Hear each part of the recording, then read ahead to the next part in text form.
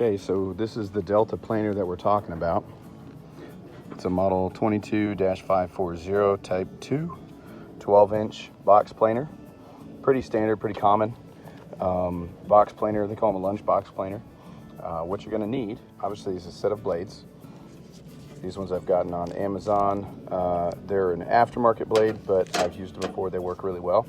The Delta ones are coming a little bit hard to come by, but you can find these, like I said. One of the tools you're going to need is an 8mm.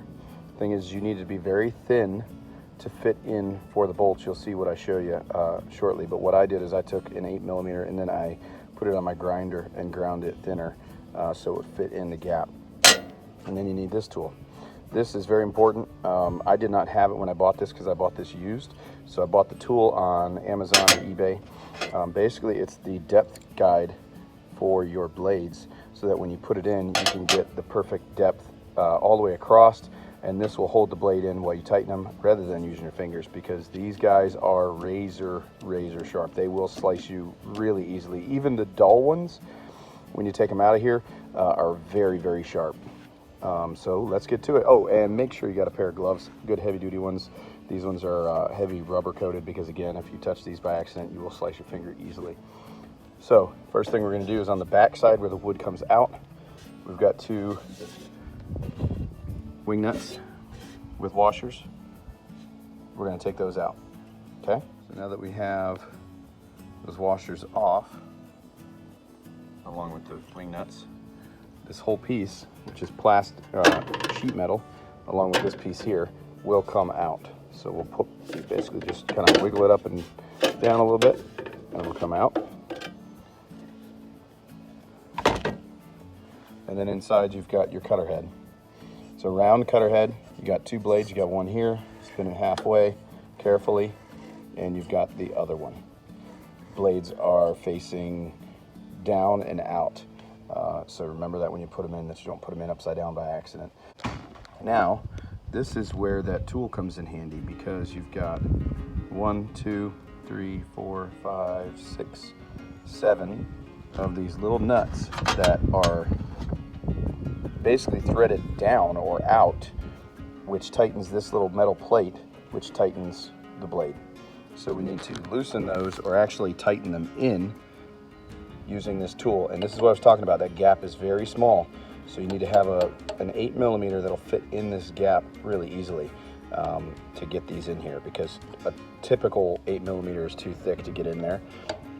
So again, I'm gonna put my glove on. I'm gonna start loosening these up, actually tightening them basically clockwise, so that they will go in to this metal plate, which will free up the gap here. That way we can get these blades out. Now that I've got my glove on here, I can get these in here, and we're gonna just pull to the right, which is clockwise, to loosen. Again, being very careful to watch our hands near that blade, because again, even if it's dull, cutting wood, it's still extremely sharp, and it will cut you. Very safe in here using this glove and this wrench. Doesn't take much. I usually will work on all of them, get them all loosened first, and then see if I can get my camera in there, and then come back and continue to loosen them all. Okay, so we've got each of these little nuts tightened up, again, which is clockwise, turning them from left to right to make them go up into this metal plate, which loosens the blade. So now our blade is free, and we can pull it out, again, using these gloves carefully, not to cut our hands. Pull it out, set it down here, and we can take a look at it. You can see pretty gummed up, but at the same time, there's indentations along it, the blade, where it's just really worn down. It's hard to get a focus on it, but you can see that. There you go. You can see that blade looks like a used lawnmower blade. So it wasn't cutting very well. It was leaving little gaps where those little indentations are in the wood. As you can imagine, it would be flat and then have a little line going through it. Now I had, I believe, already turned these around once, and you know what? I don't think I have. Look at that blade. That blade looks really clean. So I must not have turned these around once, so I didn't even need to buy these. So I got an extra set of blades. So these are double-sided, as you can see. The one side will last me a few months, depending on how much I use it and what I put through it. And if I put anything through it that's got a nail in it, some old barnwood or something, where it cuts one of those, gouges it, etc. So it looks like I can reuse this blade though by just flipping it around. I thought I had already used that other side, so that's good news. So we're gonna go ahead and turn it around and put it back in. All right, so before we reinsert this blade though, there's a lot of buildup on the back side of the blade. So we're gonna clean that off because that will interfere with how we put it back in. And then down here, we take our little tool and pull out the metal bar, which again holds everything in. So you can see where they're screwed in, and then as you tighten them, it allows for room so that the blade can go in and out. And then as you loosen them, the bolts come out and pinch against the bottom of the roller to pinch that blade in, to wedge it in basically. And again, I will go back, we'll clean all this off. Definitely have to clean the groove out where it goes in there, because there's a lot of buildup and sawdust in there. You need to be careful. You can see these in here. Let's see if I can get it to focus on them. Let's go to this one, there we go. There are two springs, one here and one at that end down there, that the blade rests on. So they do come out easily. So when blade is out, make sure you don't tilt it forward and roll this. If you do, those will fall out. And you'll have a fun time trying to find those in the ground or the dirt of your shop or whatever. So just try to keep it upright as you clean it, and be careful not to knock them out while you're cleaning this out before you put that new blade in. All right, so as you can see, we've cleaned out the channel for everything to go in, cleared out any gunk and buildup in the dust, and we've cleaned off the back side of the blade that had a nice large buildup on it. It's in, as well as the bar that holds it in place. So we're gonna go ahead and put it back in. Now you put this in with, as you can see, they're kind of off-centered, the bolts. You're gonna put these bolts toward the outside, and then this wider area that's toward the back. So you literally just set it in there, center it up,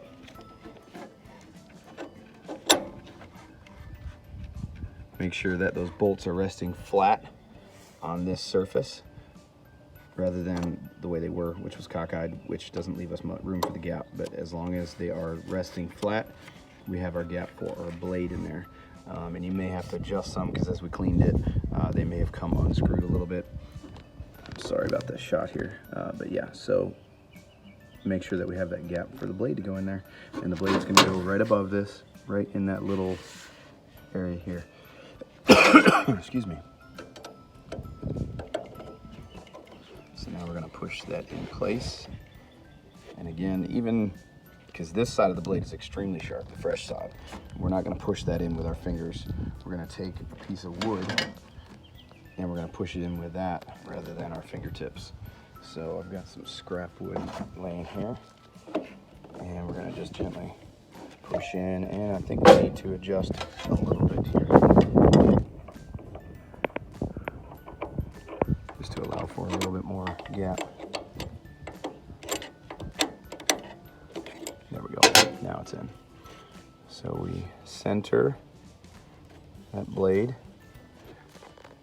We're gonna center that blade on this edge and this edge in the dark that you can't see, because we do not want the blade sticking out where it's going to hit the housing of the machine itself. And right now it's pretty centered, but our bar underneath is not. It's touching over here. So we're going to take a little tool, something thin, and kind of push that over, which pushed our blade over, and just work them together until they're both centered where they're not going to be rubbing anything. And then make sure our blade's going in, and as you can see, it's sitting on those springs. As I push in, it pushes back. That's where our tool comes in handy. So we take this tool. It's got this, I think is like a universal tool because it's actually got 2 different measurements on it. I just used the wider side here on this side. So we're gonna take this tool, set it on that roller, making sure we don't mess with our adjuster. And that little edge, let's see if I can get a shot of it.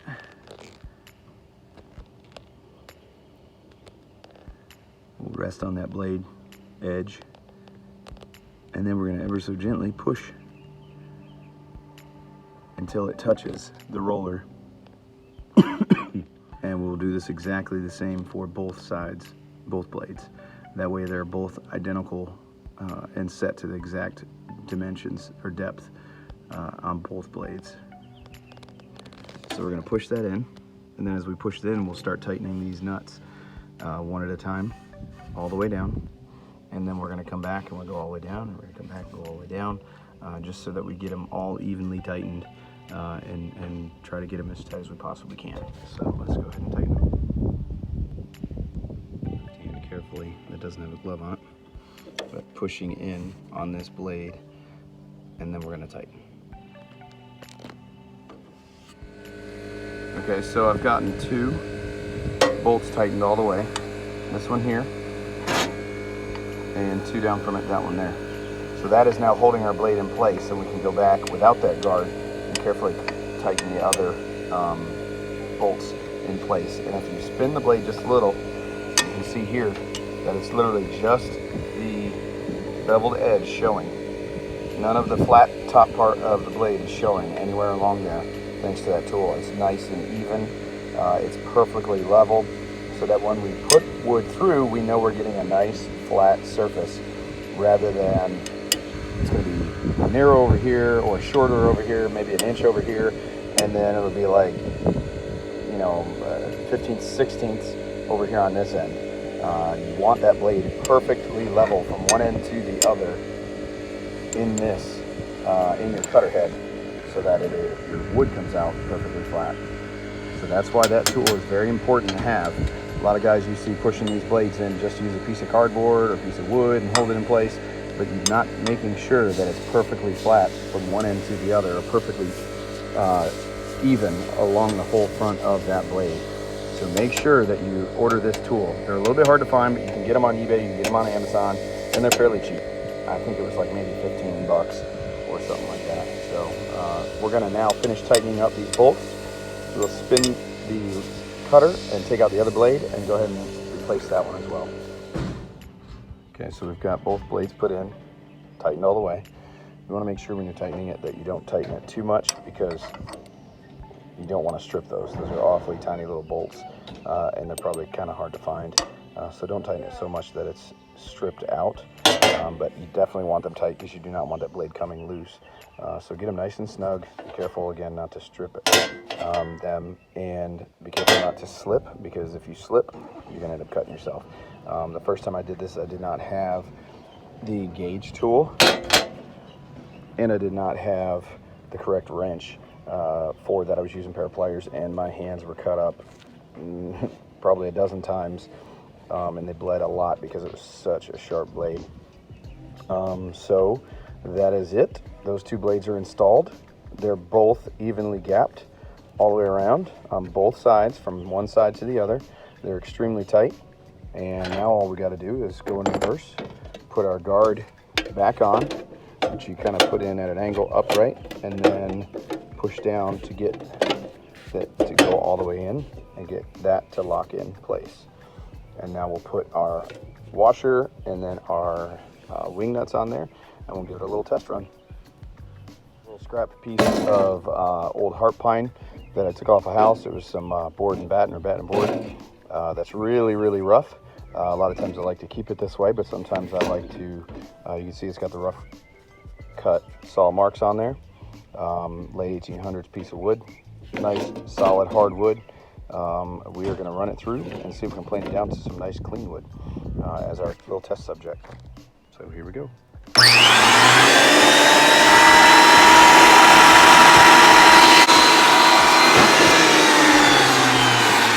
So as I pushed it which would have turned it stop. As I pushed it through, the rollers were catching it, but the blades weren't. So I had to turn it down a little bit to get it to go through. So we'll turn it back on now that it's adjusted right and run the whole thing front and back.